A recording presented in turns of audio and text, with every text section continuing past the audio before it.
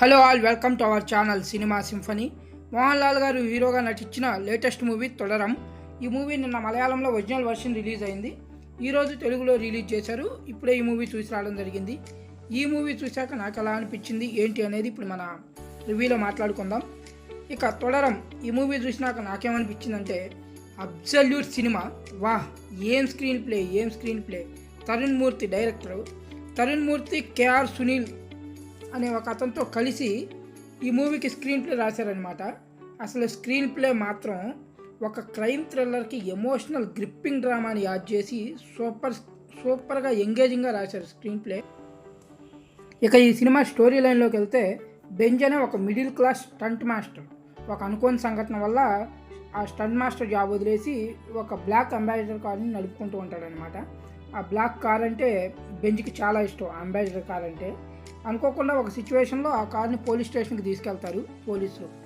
So ఆ కార్ని విడిపించుకోవడానికి Benz పోలీసులు చుట్టూ తిరుగుతూ ఉంటాడు. పోలీసులు ఆ కార్ని అంత ఈజీగా వదలరు. సో తిప్పించుకొని చివరికి ఒక పని చేసి పెడితే ఆ కారు ఇస్తామని చెప్తారనమాట. ఆ కారు వస్తుంది కదా అని చెప్పేసి బెంజ్ కూడా ఆ పని చేయడానికి ఒప్పుకుంటాడు. ఆ పని చేసే ప్రాసెస్లో బెంజ్ అనుకోకుండా ఒక క్రైమ్లో పార్ట్ అవుతాడు. ఆ తర్వాత బెంజ్ లైఫ్ ఎలా టర్న్ అయింది, ఆ క్రైమ్ నుంచి ఎలా బయటపడ్డాడు అనేది స్టోరీ లైన్ అనమాట.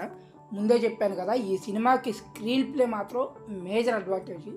ఎందుకంటే ఈ సినిమా ఫస్ట్ హాఫ్ చాలా నార్మల్గా సాదాసీదా మూవీ లాగా స్టార్ట్ అవుతుంది అనమాట. ప్రీ ఇంటర్వెల్ వరకు ఒక సాదాసీదా మూవీ, ఒక కొన్ని మంచి సీన్స్ కొన్ని పడతా ఉంటాయి. ఇతనితో ఓకే మూవీగా వెళ్ళిపోతూ ఉంటుంది అనమాట. ఇక ఎప్పుడైతే ఆ సెకండ్ హాఫ్ స్టార్ట్ అవుద్దో, హీరో ఆ క్రైమ్లో ఇన్వాల్వ్ అవుతాడో, ఆ క్రైమ్కి సంబంధించిన ఒక ట్విస్ట్ రివీల్ అవుద్ది. అక్కడి నుంచి ఆడియన్స్ని కుదిపేస్తూ ఉంటుంది అనమాట. అసలు ఏంటి, ఎలా జరిగింది ఏంటి, హీరో కూడా అడుగుతూనే ఉంటాడు. సెకండ్ హాఫ్ స్టార్ట్ అవ్వగానే ఆ క్రైమ్ ఏంటి అని తెలిసిపోద్ది. హీరో కూడా ఎందుకు జరిగింది, ఎలా చేశారు అని అడుగుతూనే ఉంటాడు. కానీ చివరి వరకు ఆ క్రైమ్ని రివీల్ చేయరనమాట. చివరిలో ఓహో ఎందుకు జరిగిందా అని రివీల్ చేస్తారు. దాన్ని ఎంత పకడ్బందీగా ప్లాన్ చేసుకున్నారంటే ఆ స్క్రీన్ ప్లే, ఒక క్రైమ్ జరిగితే ఆ క్రైమ్కి సంబంధించిన ఫ్యామిలీస్ ఎంత సఫర్ అవుతాయి, ఎలా అసలు ఎంత ఇదిగా ఉంటాయి అనేది ఆ స్క్రీన్ ప్లేలో ఒక పార్ట్ చేసి భలే చూపించారు. ఇక హీరోకి తెలిసిపోయిన తర్వాత కూడా అంత ఈజీగా దాన్ని సాల్వ్ చేయలేడు. దానికి అడ్డంకులు, చిక్కులు వేసే చిక్కులు, ఆ చిక్కుముళ్ళు, ఆ ట్విస్టులు అసలు ఒకదాని మీద ఒకటి అలా వస్తూనే ఉంటాయి అన్నమాట.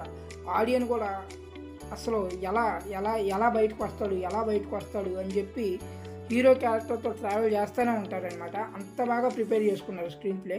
ఇక మెయిన్గా చెప్పుకోవాల్సింది బీజిఎం గురించి. జేక్స్ బిజయ్ బీజిఎం అసలు ఈ సినిమాకి ఇంకో మేజర్ అడ్వాంటేజ్ అనమాట. బీజిఎం అసలు ఏ సీన్కి ఆ సీన్కి కరెక్ట్గా సింక్ అయ్యేలాగా, అంటే ఒక ఫ్యామిలీ సీన్ లాగా, ఒక థ్రిల్లర్ సీన్ లాగా, ఎలివేషన్ సీన్ లాగా ఎక్కడికక్కడ పర్ఫెక్ట్ బీజిఎం ఇచ్చాడనమాట. ఇక సినిమాటోగ్రాఫర్ షాజీ కుమార్ గురించి ప్రత్యేకంగా చెప్పుకోవాలి. ఈ సినిమాకి సినిమాటోగ్రఫీ ఎంత అంటే బ్యూటిఫుల్గా ఉంటుందంటే, విజువల్స్ అన్నీ చాలా బ్యూటిఫుల్గా ఉన్నాయి.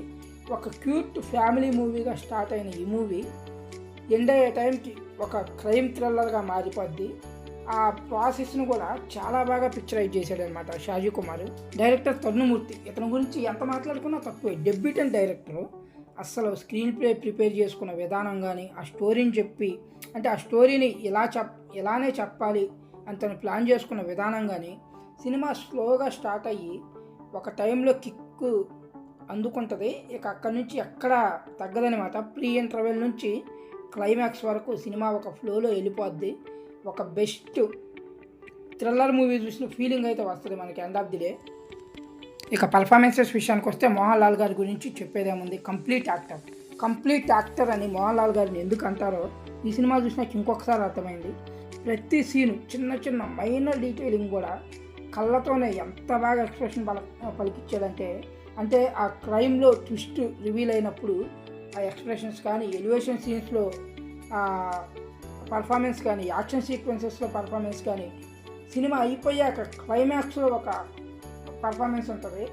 ఇక గాడ్ లెవెల్ పర్ఫార్మెన్స్ అనమాట. ఇక మోహన్ లాల్ గారితో పాటు శోభనా గారు కూడా బాగా ఉన్నంతలో బాగా యాక్ట్ చేశారు. శోభనా క్యారెక్టర్ వచ్చేసి ఒక చిన్న డిసప్పాయింట్మెంట్ ఏంటంటే, శోభనా గారికి ఇంకొంచెం ఎమోషనల్ లేయర్ ఉన్న క్యారెక్టర్ ఇవ్వాల్సింది. అంటే ఆ క్యారెక్టర్కి ఇంకొంచెం ఎమోషనల్ డెప్త్ డిమాండ్ చేస్తుంది. బట్ డైరెక్టర్ అంత ఎమోషనల్గా ఆ క్యారెక్టర్ని వాడుకోలేదు. ఇక వీళ్ళిద్దరిని పక్కన పెట్టేస్తే ప్రకాష్ వర్మ విలన్ క్యారెక్టర్ చేసిన అతను మోహన్ లాల్ గారిని కూడా కొన్ని సీన్స్లో డామినేట్ చేశాడంటే నమ్మొచ్చు. ఎందుకంటే అంత పీక్ లెవెల్ పర్ఫార్మెన్స్ ఇచ్చాడనమాట. ఆ క్యారెక్టర్ స్క్రీన్ మీద కనపడుతున్నంతసేపు ఏంట్రా వీడు మరీ ఎంత బ్రూటల్గా ఉన్నాడు, ఎంత సైకోనాయాలేంటి అనేలాగా నమ్మిచ్చాడు ఆడియన్స్ని. ఆ పర్ఫార్మెన్స్తో మోహన్ లాల్ గారికి పోటీ ఇచ్చాడు అంటే అది తక్కువ మాటే. కొన్ని సీన్స్లో మోహన్ లాల్ గారిని మించి పర్ఫార్మెన్స్ ఇచ్చాడు.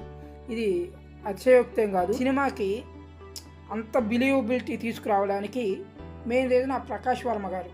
అతని పర్ఫార్మెన్సే ఈ సినిమాకి అంత బిలీవబిలిటీ తీసుకొచ్చిందనమాట. అతని క్యారెక్టర్లో ఆయన ఇచ్చిన పర్ఫార్మెన్స్, ఆ రేంజ్ పర్ఫార్మెన్స్ లేకపోతే ఈ మూవీకి అంత కనెక్టివిటీ దొరికే అవకాశం ఉండదు. సో టు బీ ఫ్రాంక్, ఇక మిగిలిన ఆర్టిస్టులు అందరూ వాళ్ళ క్యారెక్టర్కే వాళ్ళ పర్ఫార్మెన్స్తో న్యాయం చేశారనే చెప్పాలి. ఇక ఫైనల్గా ఈ మూవీ గురించి ఒక్క మాటలో చెప్పాలంటే, ఈ ఇయర్ ఇప్పటి వరకు మలయాళం మూవీస్ నుంచి వచ్చిన మూవీస్లో ఇది ది బెస్ట్ మూవీ అని చెప్తాను. The best crime thriller. Mohan Lal గారి పర్ఫార్మెన్స్ కోసం, బీజిఎం కోసం, ఈ మూవీకి రాసుకున్న స్క్రీన్ ప్లే కోసం ఖచ్చితంగా ఈ మూవీని థియేటర్లోనే చూడండి. Don't miss it guys. ఇది తొడరం మూవీకి సంబంధించిన నా ఒపీనియన్. మీకు కానీ ఈ వీడియో నచ్చినట్లయితే వీడియో లైక్ చేయండి, మీ ఫ్రెండ్స్కి షేర్ చేయండి. మీరు కానీ ఈ మూవీ చూసుంటే మీకు ఎలా అనిపించింది కామెంట్ బాక్స్లో కామెంట్ చేయండి. ఛానల్లో కంటెంట్ చూడండి, కంటెంట్ నచ్చితేనే ఛానల్ సబ్స్క్రైబ్ చేసుకోండి.